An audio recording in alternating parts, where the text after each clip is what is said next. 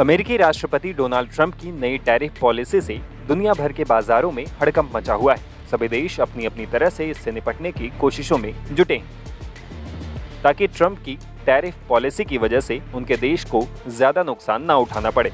भारत पर भी ट्रंप ने भारी भरकम टैरिफ का ऐलान किया था।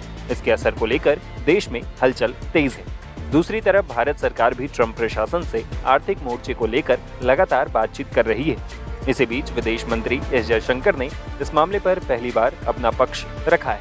उन्होंने एक टीवी इंटरव्यू में कहा कि भारत ने अमेरिका के साथ साल के अंत तक द्विपक्षीय व्यापार समझौता करने की योजना बनाई है। वहीं अमेरिका की तरफ से लागू की गई मौजूदा टैरिफ पॉलिसी के बारे में भी उन्होंने खुलकर बात की। एस जयशंकर ने कहा, मुझे नहीं लगता कि अमेरिकी टैरिफ से होने वाले प्रभावों के बारे में कुछ कहना अभी संभव है, क्योंकि हमने अभी तक इसका पूरा आकलन नहीं किया है।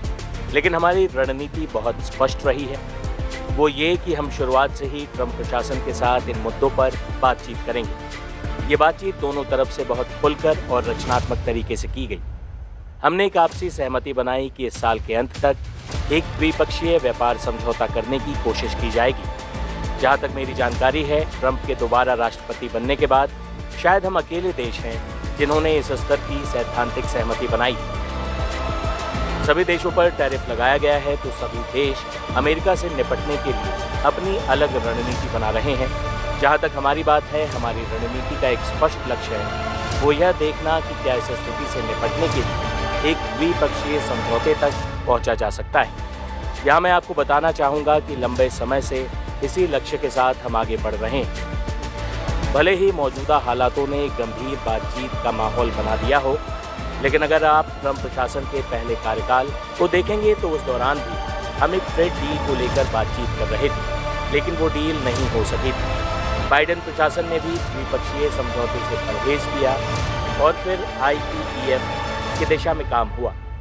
इसलिए भारत के लिए अमेरिका के साथ द्विपक्षीय स्तर पर काम करना कोई नई या अनचाही चीज नहीं, बल्कि लंबे समय से हम इसी उद्देश्य पर काम कर रहे हैं।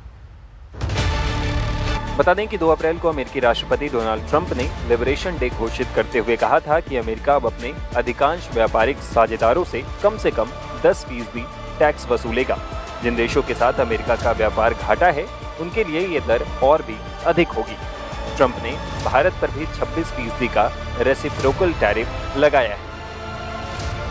हालांकि इस फैसले से अमेरिका में भी महंगाई बढ़ने और जरूरी वस्तुओं की कमी होने की आशंका जताई जा रही है।